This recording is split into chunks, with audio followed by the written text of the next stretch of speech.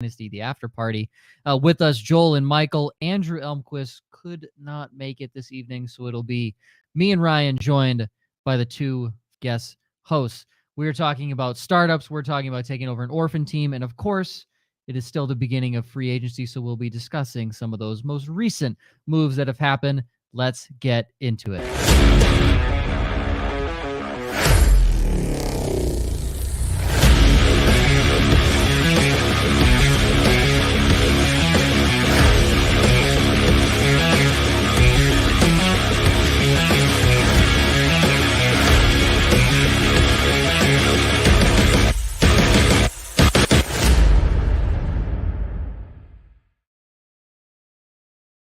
Welcome into No Punt Intended, presented by Club Fantasy. I am your host, Joe Zolo. In a different corner, but with me, Ryan, who takes over Josh's spot. I will never move. I will always be right in this corner. But I'm happy I was finally promoted to top corner, where I have to try to fit my face into the smallest little box ever. Mm-hmm. Yeah.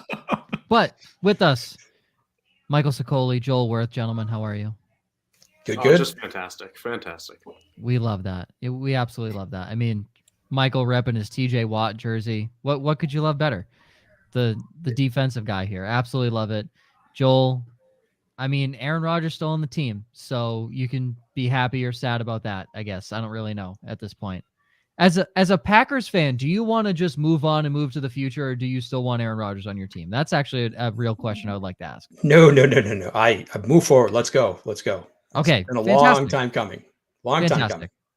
Logical answer right there. Love that. Okay. Well, I feel like this is, I saw Elixir's question. I was like, oh my God, this might be a real. I got super excited at first too. I promise you, we went through the same emotion. I was like, damn, the boy joins early. But what he has decided to ask is, he hasn't played Dynasty before, but is this where kickers like Younghoe Koo are picked at the 101? Michael and Joel, Elixirs is a very heavy Atlanta Falcons fan, whom consistently touts that Younghoe Koo is the greatest kicker to ever live. And he recognizes who the Falcons' best player is. Yeah, I mean, listen, it's a guy that has the best trick shots you could ever ask for. And I think ultimately social media age, that's what we're looking for. So yeah, top 5 might be a little bit rich. Top 10, I'm right there. I like it. I'll say Michael and I are in a startup right now that uses kickers as default draft picks. Oh, so, yeah. Justin Tucker, with Bijan Robinson coming in, it's reasonable. Wow. Okay. I did a startup like that last year, but I tried to pick the most random kickers, like guys who are not in the league, just the weirdest guys, just to throw everybody off. So Rolf Benirka. I still haven't picked. Yeah, that's a good. Stephen Hoshko would be great. Nice.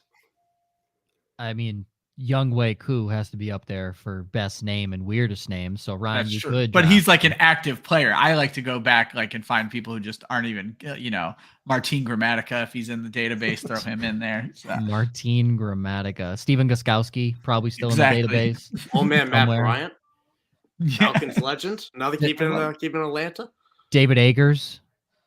Adam Vinatieri. That's just a list off retired kickers. Yeah. For you know what? That's what the show's going to be. Exciting show ever. That's what the show's going to be. I'm older than all you guys. I can go way back. What would you rather talk about? Would you rather talk about kickers or tight ends? That's a real question. Well, you know what I want to talk about. Tight ends all day. No, kickers. Way more exciting. It is no punt intended. We should probably get some fantasy punters in here. Let's be I has said... Linda, my very first episode with you, Joe, you talked about getting punters involved in fantasy football before I was ever a member of the show. Tell me not scoring inside the 20, inside the 10, inside the 5, and then you lose points for every 10 yards a kick returner or a punt returner gains on you. Genius idea. I think the only time I've been doing the show in a league that uses punters. I love that. I think I've been doing the show for close to 3 years now, but my very first episode, I think, was the first time Joe and I agreed on something, was that we were a part of the team that did not want to get rid of kickers in defense and fantasy football, and we wanted to add more. So, well, I do want to get rid of defense. I just want them to be individual defensive players. Yeah, that's true. I don't. Yeah, I'm already expanding to just more football is more football, and I'm already on the defensive side of the ball. Exactly, more points, more fun. Do you hate fun? All right, then stick with your team defenses. In the wrong place, then. Ugh. Okay. So we are basically going with startup versus orphan here. And it's not really like which one's better. It's more pros, cons, and strategies for saying both. how to approach it. Yeah, exactly. But the biggest approach, again, you guys really get introduced to the tropes that happen every single week. Elixirs is big on Young Wei Koo. My brother, anytime Jeff Wilson even breathes a lick of oxygen, is mentioned in the chat. So he's officially signed. Dolphins RB2. Who's his competition? You know, he got more money than Raheem Mostert. He did. Follow the money. So did Chase Edmonds last offseason. Chase Edmonds signed. It worked out great for him. Yeah, he signed with the Bucks. Yeah, RB2. He's going to, and you know what? You know what's funny? That could push Tampa to be like the second best team in that division. You know, any low key signing in the NFC South could push a team to win the division. That's right. It's unbelievable. All right. I thought that's why they got Baker. I forgot he signed there. Wow. Touchdown maker. Wow. What a mess that team is. Okay. Startup approach. I'm going to go here because I've been a part of 2 startups, no orphans, but I know a bunch of people, and some people that have actually watched the show have actually taken over orphans. But from a startup approach, you're sitting there, and I'll start in Superflex because I feel like that is way more popular of a dynasty startup than a more traditional one quarterback, at least just what I have seen personally through Twitter. In a Superflex, when is the young quarterback cutoff in round 1 when you start considering another position? I will start with the man not wearing a defensive player jersey, just because the offensive side of the ball. But then, Michael, we'll come to you. But Joel, where would you, because you're in this predicament as a Packers fan, when do you get rid of, or when do you, look at the young guys, or stop looking at the young guys, I guess, and go to the older guys, or look at a different position like a running back or a receiver? So I am a quarterback, Matt. I build my team, Superflex teams, around quarterbacks and tight ends. So I am going to be very hard pressed to not take a quarterback. In the startup I mentioned earlier, I got Lamar at 10, which seems kind of ridiculous that he's falling that far. I don't think that there's any real chance that he holds out, but so their value is there. I mean, Deshaun Watson is going in the early second. Dak Prescott is going in the early second. I don't know that you have to dip into non-quarterbacks if you don't want to early. I mean, if you want to build your team that way, that's you can certainly do that. You can take a Justin Jefferson or Jahmyr Chase or whatever. But I don't think you need to go outside the quarterback if that's how you want to build your team. How many? I probably didn't type this question. How many young quarterbacks do you think there are that have to be first round picks? Now you mentioned, Lamar, and I agree Lamar's still of that age where he's like a first round pick. But where is there a cutoff? Like is Kirk Cousins an early second first round pick because it's Superflex? Okay, and so those are the ones I was starting to wonder about. So I'd say around Trey Lance. I mean, you don't have to take. He doesn't go that earlier, but I would dip down that far. I think he's really undervalued because I don't think there's any way Brock Purdy's going to be healthy enough to even compete for that job. So I think he's going to at least get the opportunity to take over that job. I think that's as far as kind of I would go. That's probably a good cutoff point. Michael? Yeah, I think you raised a great point. I think to give an exact number, I think 8. I think there's about 8 quarterbacks that I want in the first round to lock that in. After that, you can start talking. I think Dak is right on the tier of whether he's in the first round. I like building around the wide receiver. That's how I've always played Dynasty. And Jahmyr Chase's, the Justin Jeffersons of the world, those guys will appreciate and value just as much as quarterbacks. And those are kind of exceptions to the rule because of how good they are. But still, it's a super flex. Quarterbacks will go up in value as people exit the draft, go on further in the draft. They realize, wow, I don't want to be drafting Aaron Rodgers or someone like that. No offense, Joel. But none taken, none at all. Yeah. Listen, he's out the door, probably. But there's just guys that you lose tier and all of a sudden they're not playing, and you need someone you want a quarterback in your super flex spot. So going quarterback heavy feels like the safe approach. I'm gonna put you just directly on the spot. Who are your 8? Because this is what I find interesting is because there's a name I want to throw out if he doesn't make your 8, because I noticed this last year in some of my startups, but please list your 8. I'm going to go through. I have a guess on what your name is, but maybe not based off that extra tidbit. But Mahomes, Hurts, Josh Allen, Trevor Lawrence, Joe Burrow, Justin Herbert, Lamar Jackson, Justin Fields. Okay. I think those all have to be first-round picks. I am totally fine with Dak Prescott being in that mix. Deshaun Watson, especially with the Elijah Moore deal today. I love that trade. Kyler Murray, maybe. I like Kyler more than the average person. I think the market's dipped on him a bit. The ACL is a little bit worrisome, but that's the group and the honorable mentions for me. What's the name I might have? You've now got to 11 without mentioning Tua Tagovailoa, who I feel is like this gross, decisive, divisive character. I'm scared. Yeah, and this is that's exactly the mindset that folks went into with last year. You bring in Tyreek Hill, you have Jalen Waddle. It's just very interesting to me that with those weapons, with a very offensive-minded head coach, that he doesn't even make your top 11. Joel, where do you kind of stand on Tua right now? Joe, not Joe Zolo, I know you hate him. Joel, how do you feel about him? So. I think Tua is kind of exactly this year where Jalen Hurts was at this time last year, which is that people are afraid to invest in him because they're afraid that there's no future, but the upside is massive. So are you willing to, because last year at this time, people were actively saying that the Eagles are going to replace Jalen Hurts. And then he went out and had basically an MVP caliber season. And now that all seems silly. Tua is basically in the same spot. If it's different circumstances, right? A brain injury and, the ability to throw the football are very different things. But if he goes out and has the same year that he had last year for 17 games, he's a top 5-6 quarterback. And that's why I didn't say his name. I'm not as worried about his ability on the field. I'm worried about his ability to get on the field. And that's a really good point. And you know what? I had not even worked that into the equation. Please keep going. I'm sorry. Yeah. No, it's just there's a true fact that he could get concussed. And then we go about the entire season with one concussion. That's a realistic outcome for him. And then who knows where we go from there. His dynasty value all of a sudden with one hit, it's plummeted. I'm not worried about his ability to run that scheme. I'm worried about his ability to keep going. I love that. So my biggest thing with Tua is he will be non-existent for you in the fantasy playoffs if he's not playing in Miami. Where's he going to play? Buffalo, snow. New York, snow, cold. If he's in cold weather, he's not a good quarterback. That is statistically proven. Statistically proven he can't play in cold weather. Now that could change. That could very well change. But he had a good game there in Buffalo on a Saturday night at the end of the year, didn't he? He was pretty solid. Okay. Blind I feel you. Once in a while. I'm just one point. I get you. Tom Brady could not play in Miami.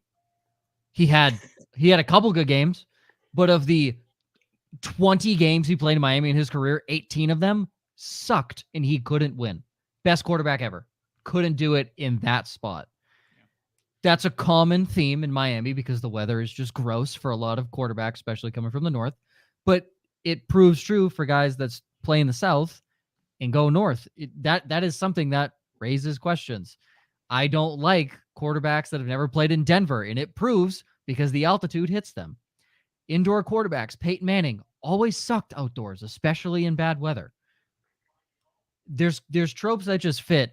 I think Tua is just irrelevant in the fantasy playoffs, and I still think he is a bottom 10 of starting quarterbacks in terms of deep throws. He can't hit his guys in stride. It's impossible for him to hit his guys in stride. He's just lucky that Tyreek Hill is 17 miles ahead of the defensive back, so when he underthrows him, the defensive back finally catches up and is now only 2 miles behind Tyreek Hill. So you're of the mindset that Miami is likely to move on from him, injury or not, Joe. Just you don't trust him. I don't think Miami moves on from him because the upside is so big with him. I just don't think he will ever live up to that. I don't think he ever will. Would you not say he lived up to it fantasy-wise from when he played last year? I think it's fair to point out the worries at the end of the season. And even that good Buffalo game, he followed it up with a stinker. Again, I guess that was at home versus Green Bay. But still, I think we have question marks about him. I just think game. Yeah, he was concussed and was terrible. He misread defenses. He has a tendency to misread defenses. I think there's a lot of red flags with him, and his rushing upside it's there. He has the rushing upside, but if his coaches are saying, dude, if you run, you're gonna die. We need you in the pocket, because literally the man he was on the ground and got carted off. Like there's a serious problem with his head. If coaches are telling him to stay in the pocket, you're telling me Tua Tagovailoa as a pocket passer is a top 10 fantasy weapon? I don't see it. I'm someone who always leans on the weapons around the quarterback, and the injury concerns aside, Two of the best in the league. I'm going to bet on Waddle and Hill every time. No competition there. Yeah. Probably the best wide receiver tandem in the league. Maybe Jahmyr Chase and T. Higgins are above him, but there's no competition there. I can agree with you on that, Ryan. All right, some questions that came in from Carrington. 4th-season Dynasty League, one guy that sets his lineup but doesn't do anything else, doesn't text, ignores trades, group text, etc. What do you do? So this is very interesting because technically they're active. Yeah. But at the same time, they are not. So I will just go around the horn. Joel, I'll start with you.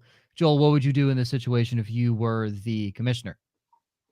I guess I would say count your blessings that you have 11 active owners, because I'm in, when you're in as many leagues as I am, eventually you will find leagues that where just nothing happens, right? There's no trades, there's no discussion, there's no nothing. It's just everybody sets their lineups, they do the draft, and that's it. And so, it sucks, but like I say, be happy you've got the rest of the leagues good.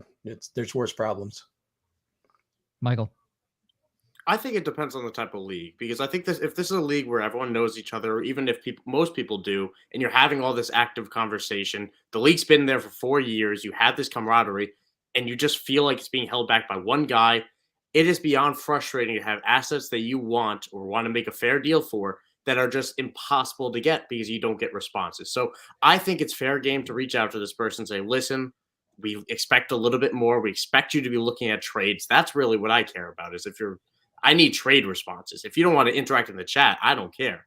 But if I need trade responses. And if you have someone in the wings that would be interested in taking over that team, I'd be willing to make that swap if that person is not willing to step up to the plate as the responsibilities of being in the league. Ryan. Michael hit it out of the park. Literally, with the point I wanted to make is, before you make any decision, make sure you have someone who's willing to take over that team, because it only gets worse if you have to kick someone out of the league or they get pissed and leave the league and then you have no one to replace them with. But the other point, again, Michael said what I wanted to say. As someone who is in too many dynasty leagues and writes fantasy football articles and has a family, I'm not as active in the group chat as a lot of people are in a lot of group chats. I'll chime in when I have time and I happen to catch the comment at the right time. However, ignoring trade offers is that cannot be a thing. At the very least, decline them. Tell me to go fuck off. Like, say something, do something, but don't just let it sit there. And Joe, you and I it was a running joke on this show forever. Doc Ock in the league you and I are in together does the same thing. Ignores trade offers, sets his lineup. He's a busy guy. This, that, and the other. I don't think he watches the show, but I used to shout out all the time when I was trying to get Terry McClure off of him religiously because he would just never respond to any trade offers. And so, like, it gets frustrating about the trade offers. I don't care if I never speak to you. At least just decline my trade offers or tell me you're looking for more. Let me have the adventure myself where I can just keep sending you bigger and better counter offers until you finally accept one. So I'll bid against myself if it's a player I want. I just sent another offer for DJ Moore right now because somebody declined to trade after, like 7 days. But yeah, it is what it is. Yeah, it's tough. And he says he has someone who wants to take over, but it's cousin's best friend, awkward situation. Well, be polite and lay down what your expectations are. Go back to what Michael said and maybe go to them. Are you sure that person wants to be in the league? Someone to me who is only setting their lineup and doing nothing else, they are doing it to do you a favor. They're not doing it because they have fun. They feel like they don't want to let down the commitment they've made. I feel like that's a large part of people, or they're just not interested. And then maybe they're interested come, redraft season. And that's where you play redraft. You don't play dynasty. Maybe that's better for them. Yeah. So it's just open, get in contact with that person, see what they actually want. I think that's the best thing you do. Yeah. Trade talks. I believe this is a single QB because I think my brother is in one dynasty league and it's with me. So I imagine this is it. But would you trade Jamal Williams, second, third, fourth round pick in subsequent years for Justin Fields and a fourth rounder? So then the second, third, and fourth aren't even happening all in the same year. It's a 2 this year, a 3 next year, and a 4 in 2025. Is that how I'm understanding this? I don't know. That's what it sounds like, but even then, I'm still taking it. I mean, regardless, I want the Justin Fields side. Yeah, it's Justin. Yeah, As do I. yeah. Yeah. So you're question. swapping fourth round picks. So it's Justin Fields for Jamal Williams, a second and a third. Yep, Done. It's a guy that has QB1 overall potential. Like genuinely. Hey, you're literally trading a running back for a running back, but except one of the other running backs sometimes throws the football.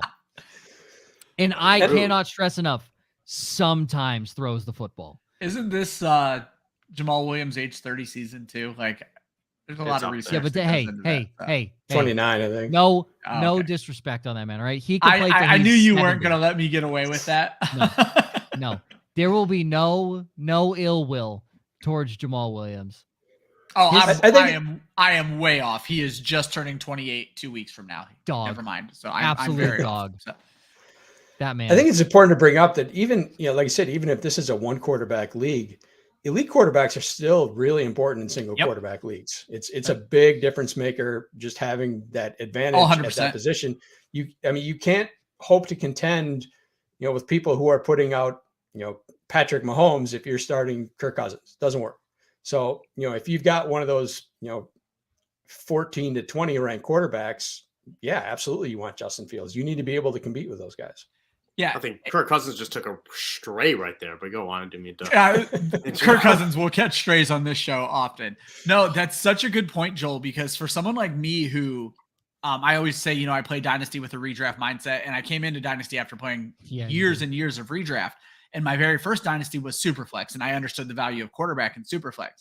But when you go to single QB Dynasty, one of the mistakes someone with my mindset makes is you think you can punt on quarterback because you can stream the position. But the problem is in these big Dynasty rosters, a lot of your streaming guys are rostered by other people. They're not actually out there for you. So you're praying that Gardner Minshew gets a start 1 week so you can get him into your lineup and things like that. So it gets a little bit rougher with these big rosters because there aren't guys in two of my single QB dynasties. I tried to play the mediocre quarterback game and immediately went out and bought Dak Prescott, Patrick Mahomes. Like, nope, I'm not playing this game anymore. I need the elite guy and I'll pay up for him. To back up Ryan's point, I have Desmond Ridder, Matthew Stafford, Kyler Murray, and Zach Wilson.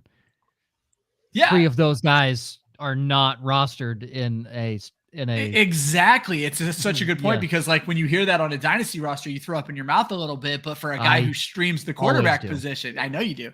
For a guy who streams the quarterback position, you need those guys in the free agency pool so you can pick and play your matchups every week. Every time I look at my dynasty roster, I throw up just a little bit. Just a little bit. 3 of those guys, there's a world 3 of them aren't starting week 1. Look. Joe's in a rebuild. We've been doing this show for Here's the thing. Here's the thing. The same team. Here's the thing though, Ryan. I was kind of in a rebuild, and then you almost made the playoffs last year. You did make the playoffs. I made the playoffs. Yeah, you snuck in 6, and you want to know almost knocked me out, didn't you? Jamar Chase was out for 4 weeks, and Jonathan Taylor had a shit season. How did I make the playoffs? Yeah, you want to know why? Arham and Tony Pollard. Yeah, Ramondre Stevenson. Dog. Thanks, Chris Molina. 3rd round pick. Best 3rd round pick I've ever spent. Oh, okay. Well, speaking of Desmond Ridder, because I actually would like to hear other people's opinions on Desmond Ridder, because I am clinging on to this man. You have no idea. I holding this man by his balls because I need him to play well this year. Joel, what are your thoughts on Desmond Ridder heading into this season? Not a fan. I was not a fan of him as a prospect. I think I brought up on our other shows when we were doing our accountability. If you looked at Alec Pierce's college tape, he was constantly getting underthrown. And that's something you don't notice if you're just looking at like Ridder film. You may not notice that, but if you look at the other guys that he's thrown to, like when I saw Alec Pierce, he was just constantly getting underthrown. So I didn't think he had the requisite arm to be that level of prospect. And I thought I thought he was a guy who bailed in the pocket way too. I mean, he's a good runner, but he bailed. He didn't want to play in structure, was kind of afraid to play in structure. So I wasn't a fan of him as a prospect. I didn't see anything last year to basically change my mind. So it looks like they're going with him. I still think that they're going to be eventually in on Lamar Jackson. I thought so too, and then they came out and said no, but we'll see. Michael. I'm floored that they're not in a Lamar Jackson, because I mean you could record what Joel just said and record it for what I want to say, because I didn't believe him in his prospect. I liked Alec Pierce because of how often he bailed out Desmond Ridder, whether it was an underthrow ball like Joel said or a jump ball in the air where it should be thrown 3 yards over it and he's just jumping up, big frame, man, big boy, got it. So I'm not that interested. It's an offense that's going to be bottom 3 in passing attempts almost certainly. It's a team that's candidate to take Bijan at number 8 and will run the ball accordingly through that. They average, I think it was 35 attempts per game on the ground or something like that. Oh yeah. There's not much room for, he has to run the ball and he has to score rushing touchdowns to be fantasy viable. I'm just not willing to make that bet. Ryan? Obviously, I was a big Desmond Ridder guy coming out of college. I am not as a film grinder or anything. I was excited by what I saw. Joel, you bring up such an interesting point that it's watching Desmond Ridder tape look nice, but if you turn around and watch Alec Pierce tape, you're like, wait a second, why isn't that ball getting where it's supposed to be? You bring up something very interesting, Michael, though, that he needs to run and he needs to score touchdowns. Marcus Mariota scored like 5 rushing touchdowns last year. So if this guy plays the entire time and they run the same offense, he could be interesting much more in a streamer capacity than Dynasty. It's not someone, certainly not in a single QB Dynasty, that I don't even know if he really needs to be rostered on a single QB Dynasty, like depending on how deep your rosters are. Joe, is your eye okay? Shut up. Shut up. Okay. So Mariota. Oh, sorry, Joe. No, go ahead, and then I'll bring up my point. No, Mariota was, I think he was a top 12 quarterback for the first half of the season for a bit. So I see what you're saying, but even then, we had just basement level floors of such a good point to bring up how bad that offense was. Exactly. Yeah. So, where even if he's finishing around that QB 12 occasionally, we had 4-point games where you lose the week. There is no floor. Like, it's not just a bad 10-point week, because you're getting 100 to 150 passing yards and probably not a passing score. So they haven't even added to the receiving room either. This is still Drake London and Kyle Pitts. So that's it. Jahmyr Smith. There you go. So I would like to bring up a quarterback that can't throw the football, who sucks at it, but we're talking about could be the QB1. And that's the guy who we just told Gianni to trade Jamal Williams and 3 draft picks for, because Justin Fields. Yeah, but Desmond Ridder. Hold on. Come on. Hold on. This is a bad connection. Is it a bad connection? Because Justin Fields did not have an impactful performance until the game against New England. That was week 7. Justin Fields was sitting in the pocket throwing the football. And Ryan, what did I say week after week on our show about Justin Fields if he's going to succeed as a quarterback in the NFL? He needs to run. Yeah. And everyone said that, no, he's got to stay in the pocket, blah, blah. No, motherfucker, he needs to run. That bitch needs to run. And look what happened. 52 fantasy points, 49 fantasy points, 30. Yeah, if Desmond Ridder runs, right, he is not the athlete that Justin Fields is. Let's get that off the table. I was going to say, this is where your connection falls completely apart. It's not even close. Not the athlete, not even close. But if Desmond Ridder runs like Justin Fields, if Desmond Ridder can average 8 to 10 carries a game, 80 yards, I'm sorry. That he's a viable fantasy. If we're talking about Justin Fields, whose completion percentage is negative, we cannot bring up Desmond Ridder's completion percentage and underthrowing receivers when Justin Fields overthrows his fullback in the flat. In no world is Desmond Ridder going to run 10 times a game. In no world, if he does run 10 times a game, is he going to average 80 yards a game? This is not happening. And even talking- then, I mean, there's the goal line usage, right? Where Justin Fields would take that himself. You know, it wasn't like And score. Dave Montgomery was scoring a ton. It was that, you know, Justin Fields would take it himself. I think Desmond Ridder will not be doing that. I don't know. I find it. I just feel just a better runner and passer in college. I think there's a lot of things that went into that Chicago Bears season last year that it's hard to put on Fields. I think it was just a college offense last year that they're able to turn into an NFL unit this year when they add DJ Moore to the mix. Let me get this straight. Chicago should be running a college-style offense. That is... I agree. He does not handle pressure well. That's a problem. He gets out of the pocket way too... Yeah. Well, but... You cannot sit here and convince me that Justin Fields is a good NFL quarterback. Motherfucker can run. He is not a good NFL quarterback. You're starting a running back with the potential he might find, you know, Equanimous St. Brown on a flat route and he takes it to the house. Like, that's what you're expecting out of Justin Fields, is 100 yards on the ground, a couple touchdowns, and then maybe 80 yards through the air. That's what you're expecting. I'm not lying in anything I'm saying. I think it's too harsh. I mean, we saw that this guy can fling it downfield. It's just whether he has the guys to do it. And if he has the time to do it as well. I mean, there were plenty of plays where Darnell Mooney would be open. And also, he lost Darnell Mooney for half of the second half of last year. Normally, you see young quarterbacks proceed and get a little bit better throughout the season. You take Darnell Mooney out of that. You add the decrepit body of a somehow young Chase Claypool. That doesn't exactly help. I think any chance he had to get better and through the air was taken away by the situation around him. What's it? His yards per attempt were on better than Trevor Lawrence, on pace with Kirk Cousins. It's the offense is more to blame. I'm not saying he's a great thrower of the football. It's very clear he has a lot of growth, but it's not like he can't pass. He certainly can.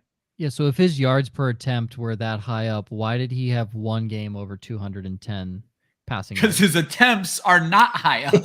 He's 22 per game, I believe. Because he runs too much and he takes too many sacks. I'm just saying. Well, guys. and that's I'm just saying. I mean, we've been knocking him for the slow release literally since our draft episode, our quarterback episode. Years You mean ago. 3 times as slow as the NFL average? Yeah. Yeah, that's Yeah. God. I don't like to hate on my dynasty QB1 right now. Okay. I don't like it. Get right? off Desmond Ritter's back. Yeah. Everyone get off my quarterback's back. All right. Because I literally need him to perform unless I plan on drafting some bum in the second round. Well, Zach Wilson said he would compete like hell at camp if they bring in another veteran. So, Yeah. He's got a fire lit on him. Here's what I need. I need them to bring in another veteran, because what that sounds like is if they don't bring in anybody, he's not competing. Yeah. So I need them to bring in a veteran for that to work. Matthew Stafford, just retire so I can just get rid of a roster spot, right? I just need you off the team. And You can Kyler freely Murray's cut him. He will not be signed by anyone in the league. And then Kyler Murray is useless to me at this point. So we are riding the Desmond Ridder high, let me tell you. So take Kyler and take Desmond Ridder and trade them for a better quarterback. I don't think anybody is dumb enough to do that. So It's I'm just not the throwing low a pick points for both of them.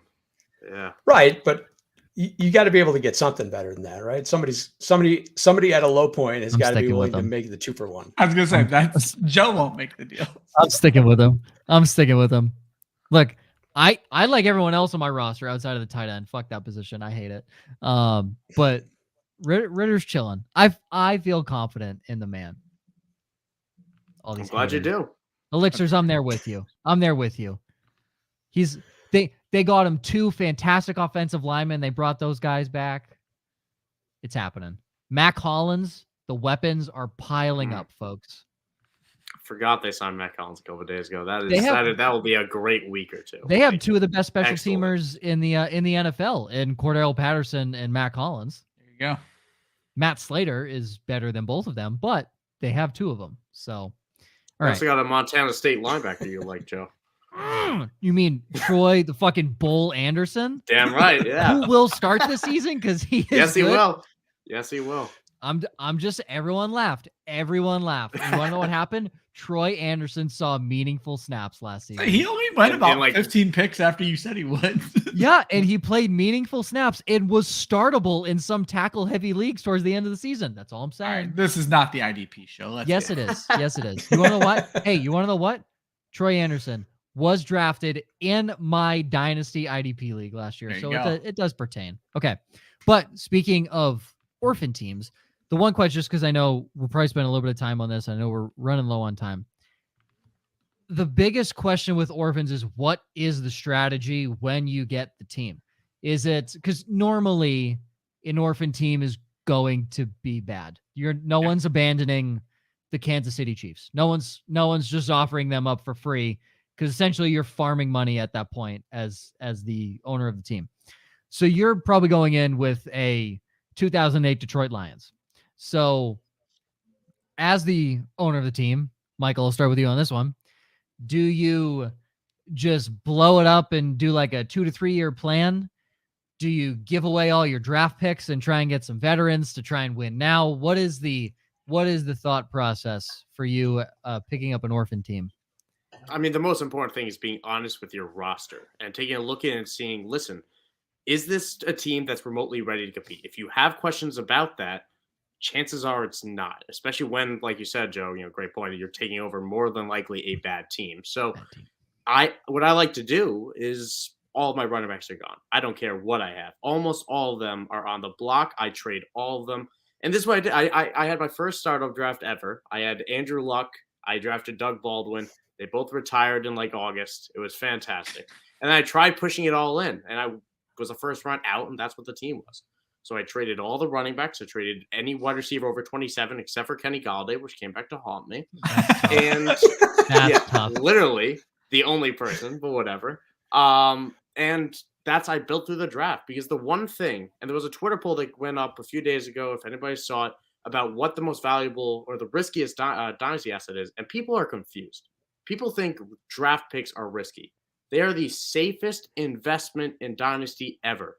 Get them in 2024. Get them in 2025, because every single year, like clockwork, they appreciate in value. And you can flip them for veterans. You can have a better idea on where your team is at next year. So, long story short, I'm proposing tearing it down, sell the running backs. Those guys have short shelf lives. Grab picks is really what I'm looking for. Young upside wide receivers. I built through wide receiver and through the draft. Joel?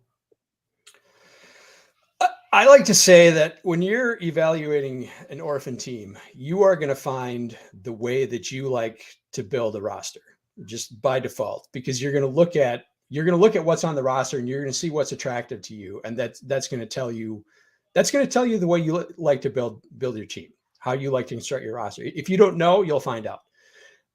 So I go with build your team the way you want to build your team. If you want to build through running backs, build through running backs. If you want to build through quarterbacks, build through quarterback. If you want to establish, get a good tight end, do that, get yourself a foundation, and then work from there.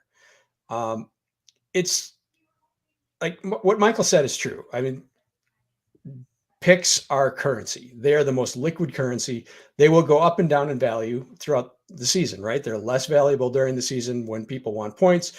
They're very valuable right now. They'll become even more valuable after the draft. When we have draft capital and landing spots, they'll be more valuable on the clock, right? So they go through cycles, but they are always liquid. So that's what you want. They're never going to lose value long term. Someone like Derrick Henry could break an ankle and he's worth nothing to you, but picks are always going to have some value. So if you take over a bad team, and I'll push back on, if you're looking for orphans, there are very good teams out there. Don't just assume that you're only going to find garbage teams. People leave teams for all kinds of reasons. Scott Fish runs the Safe Leagues site, where there are a ton of orphans. He posted on Twitter, this is several weeks ago, there was a team, I think it was $100 team basically, that sold for over $1,000. Like literally 4 times the what you would have won. It was an insanely good team. It like Patrick Mahomes, Josh Allen, or Justin Herbert, all he did, Justin Jefferson, CeeDee Lamb, Jonathan Taylor, Wow. Breece Hall, Travis Kelce. It was a ridiculously good team, and the bidding went out of control. So there are very good teams available to buy up on orphans. You're not just taking over some garbage. There are a lot of those. Don't get me wrong. So if you're going to buy an orphan, you should wait until they get discounted. Don't pay full price for them. But I build the team you want to build the team the way you want to build it. If you want to build through wide receivers like Michael does, and build up your wide receiver room and work around that. Find the way you want to build your team, construct the roster the way you want, and work around that. And that's the biggest thing as well, is have your team be what you want it to be. And I think that's the only hindrance sometimes with orphan teams, is you feel a little bit disconnected as opposed to a startup when you started with those guys. And maybe you have more of an emotional connection, unless you're somebody that's drafting in 20,000 dynasty leagues, no judgment there. But it's something that you want to care about your team. So just because someone says, if I like building around the wide receiver, if you want to build around your quarterbacks and stock up a quarterback, sell high on them at certain points of the year, power to you. I just personally prefer wide receivers. Ultimately, you build how you want to build. Just don't buy appreciating assets if your team is not ready. Ryan. No, I'm just kidding. I was gonna say, don't rope me into this. No, you have nothing to say No, there. before we dive deep into orphans, though, I want to ask you guys, if for commissioners or for folks out there, if you have multiple orphans, do you guys prefer to figure out who's going to get what team, or do you guys think a dispersal draft where all the players go into a pool and they get to kind of pick their team, which then Michael could kind of build that emotional connection because they are choosing those guys. So do you guys see a preference when it comes to, for the leagues you're in or for leagues you might be commissioning, as a dispersal draft versus just kind of like divvying up the orphans? I tend to just hand out the teams as is and the experiences I've had, but I like the idea of a dispersal draft. And I think it's the type of thing I would throw up to a league vote if everyone's okay with it. I can't imagine people don't mind. And it's more so the people coming in, if they're willing, if they prefer to do it that way. Anything to create interaction within the league, someone caring about the league, that's all I care about. I just want you to be invested. So how you get the players doesn't matter to me as long as you care about it. I think if you have multiple orphans and they are kind of disparate quality, then you probably need to do a dispersal, because otherwise there's going to be hard feelings. Like somebody's going to come in and say, well, that guy got that team and I'm stuck with this garbage dump, and you're probably going to have a tougher time getting rid of that lesser teams. If they're pretty close, I think it's reasonable to just kind of sell them off as they are. But and especially if you've gotten a lot, if you're doing 3-4 teams that hopefully you don't have that many, but sometimes that happens. Then you should probably do a dispersal. This can fit for orphan or startup or anybody for this point that's playing in Dynasty.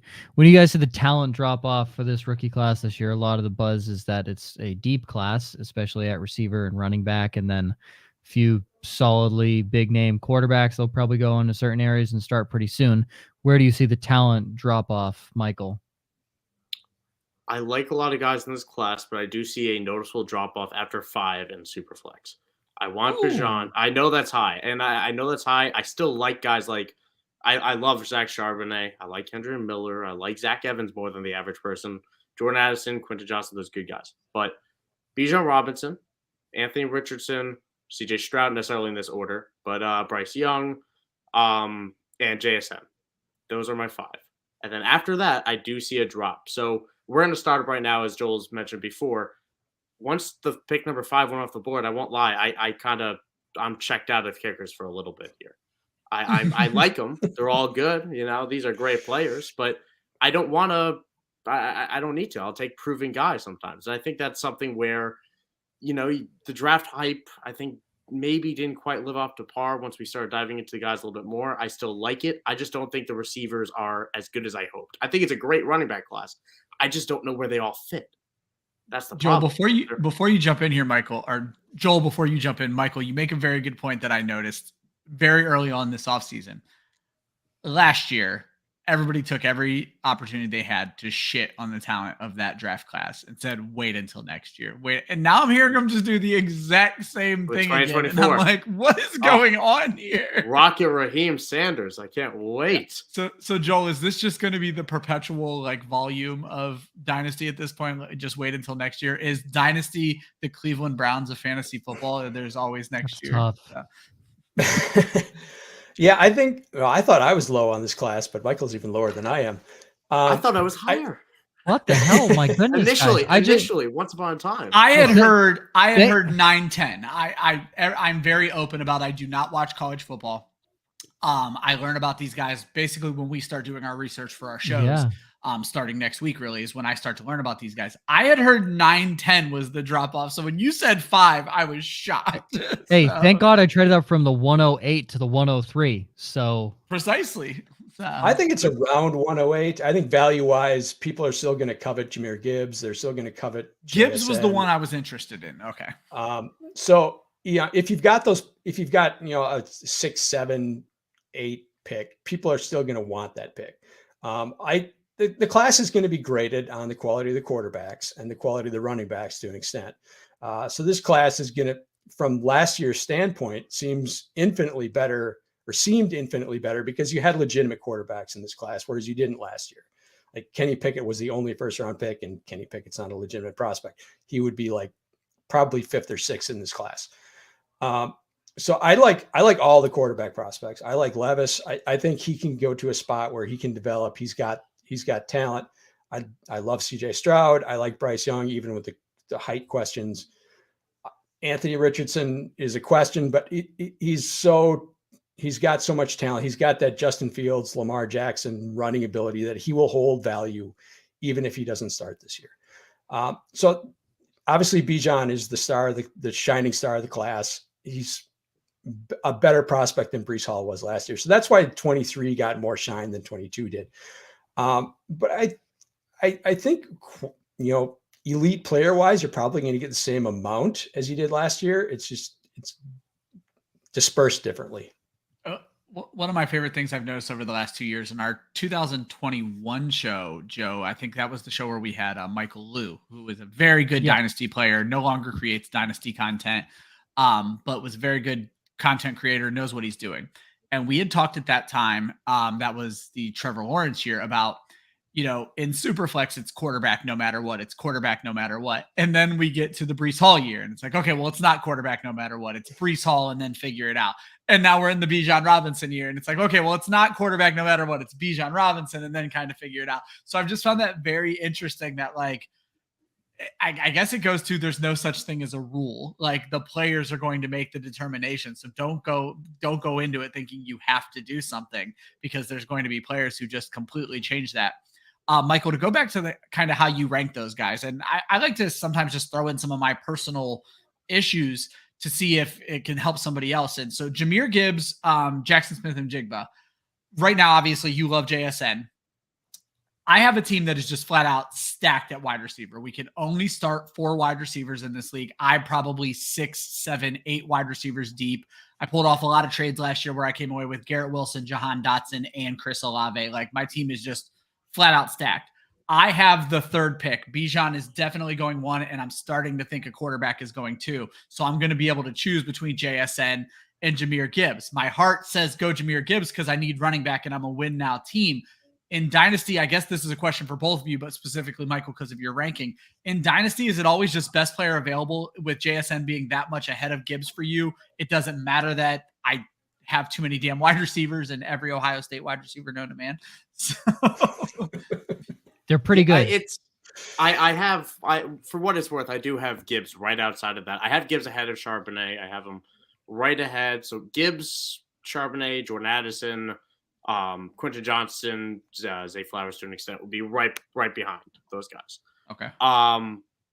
But I have a very firm rule that I do my absolute best to stick with, that I do not care about what my roster looks like and my starting roster looks like until September.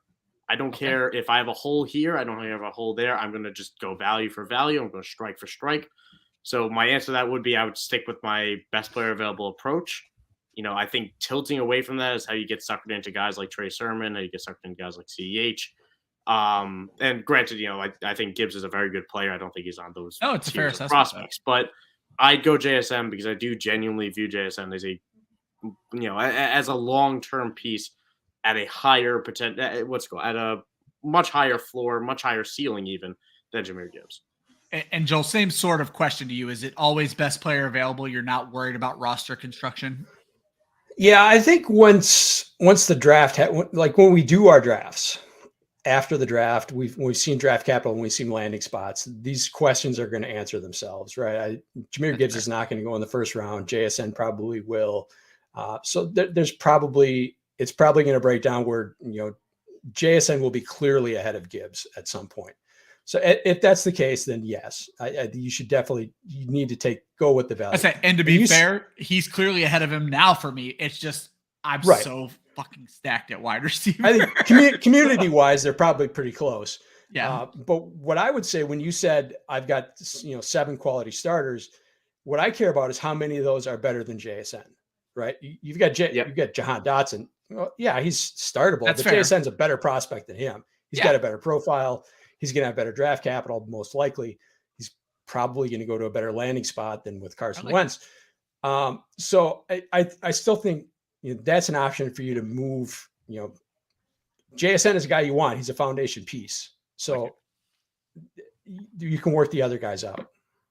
That's a great point. That's a fantastic point. I'm learning a lot of what to do with my 103 pick. So this is great.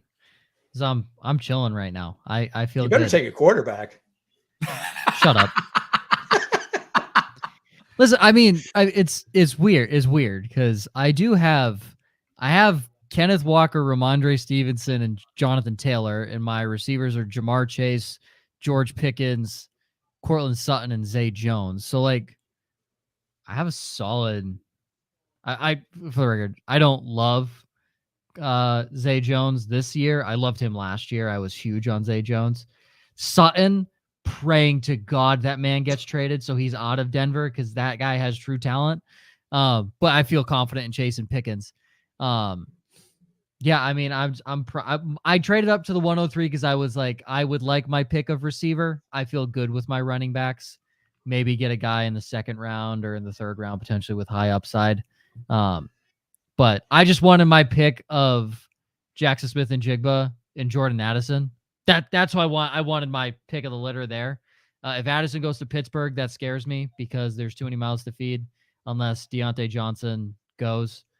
I don't know where JSM might end up, but if he's in Chicago, I'm going to hate it. I'd say, to be fair, landing spot. I tweeted today he's going to the Bears. I hate it. That's what everyone's saying. To me so much.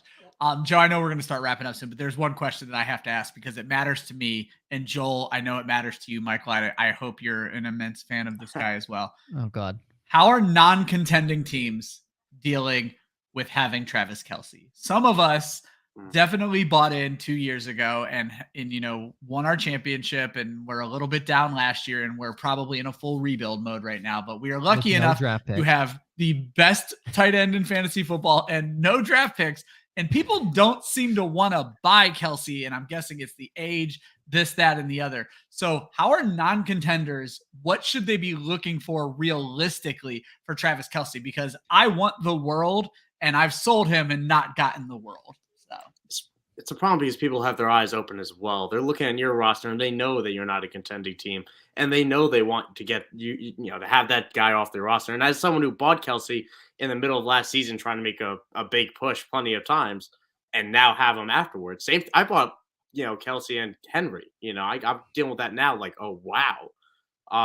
But in terms of what I'm looking for, if I can get like a 24 first and a tangible piece that I can build on, that's all I need. I mean, I want a piece that will appreciate in value, and I want something that I like to have in my roster or like to have on my team.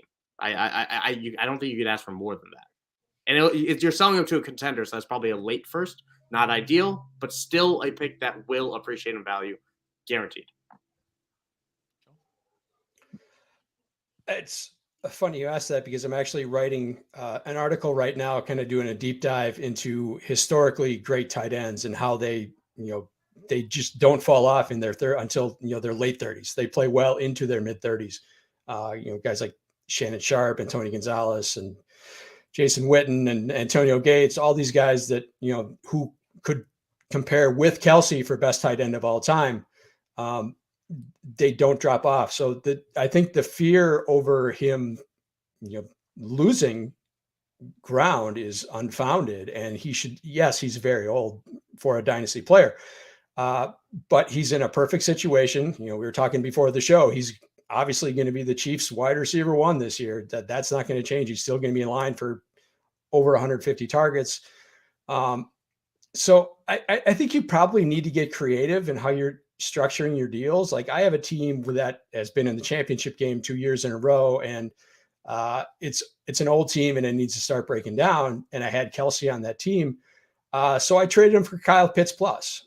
So you don't just have to say, oh, I need to get a first round pick for him. Just find another tight end that you can build around and get something on top of it to a contender. I did not do that. So Ryan, how does the 203 in this year's draft and Hunter Renfrow sound to you? No. First of all, that is still a contending team, and I will not be trading Travis Kelce. So. Okay, how about no? Since you don't have a first round pick in 2024, I give you that. Certainly don't. You don't have a pick until the 304 this year. So I probably don't have a pick until 2025. Facts. Whenever they refresh. Yeah, no, you're probably right. Okay. I'm going to run through this second wave offseason moves and make fun of the ones that weren't to be made fun of. Alexander Mattison re-signs in Minnesota. There's your Dalvin Cook insurance policy. James Robinson in New England, 2 years, max of $8 million. Don't get it, but Bill Belichick's a big fan of bringing in broken down veterans and revitalizing their career. So PJ Walker going to back up Justin Fields in Chicago. RIP Nathan Peterman. Orlando Brown Jr. signs with Cincinnati, shoring up the offensive line for Burrow again.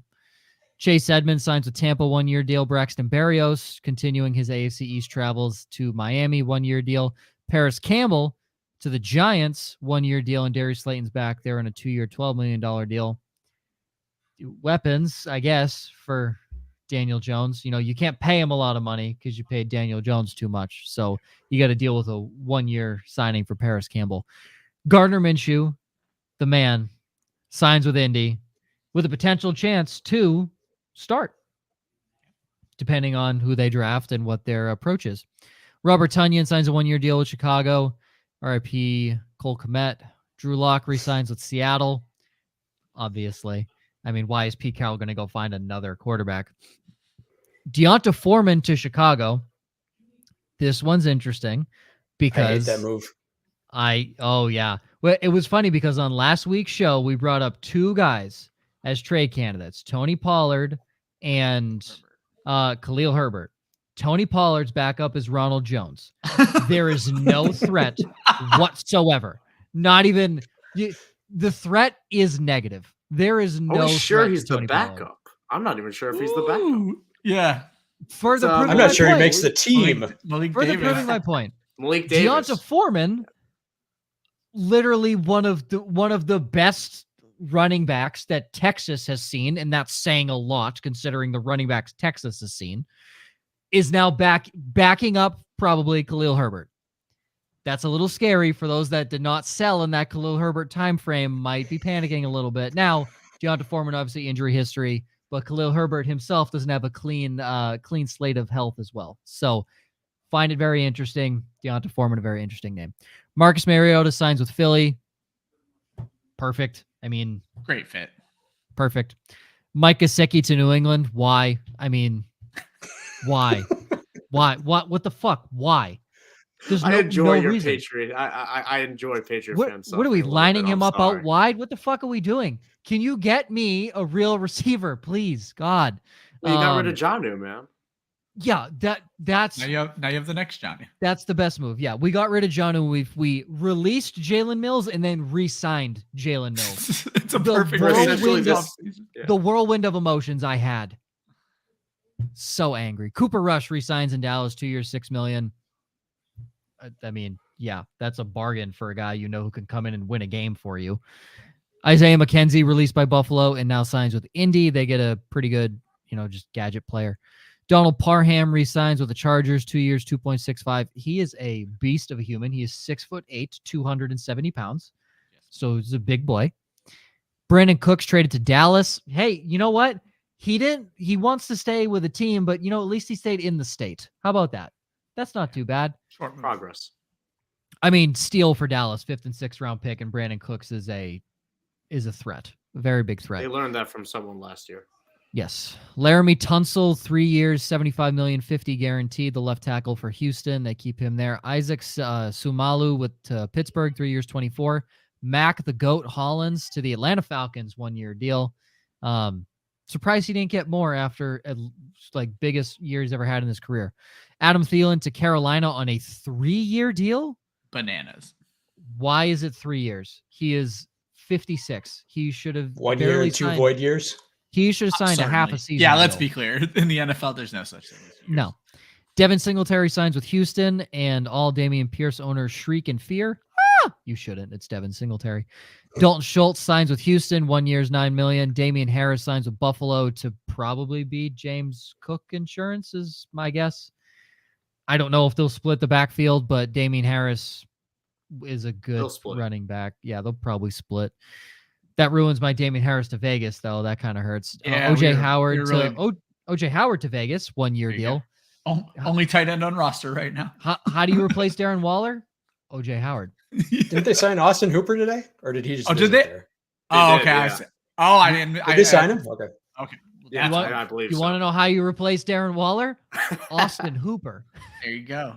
Who would you rather, Austin Hooper, OJ Howard, or nobody on your roster? OJ Howard. I still like OJ Howard. Draft pick. The cap space. Mecole Hardman signs with the Jets. And signs or traded? I thought he was traded. He was a free agent. He was a free agent. Okay, I thought he was under contract. And, a trade, the Jets, after signing Mecole Hardman, were like, well, we don't need this bum on our roster. So they traded Elijah Moore to Cleveland.